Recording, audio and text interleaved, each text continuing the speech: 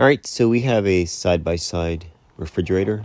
It is a Frigidaire, and the problem with this unit, the ice maker is not making ice. Now, you could either have a problem with the ice maker itself, or the filter housing, or the water valve in the back. So, on my Patreon, you can jump over there. I will leave a link, and we'll go through the full diagnostic, and you'll know exactly what is wrong with your refrigerator before you start throwing parts and money. All right, so I'll see you over there. Thanks for watching. I'll tell you what.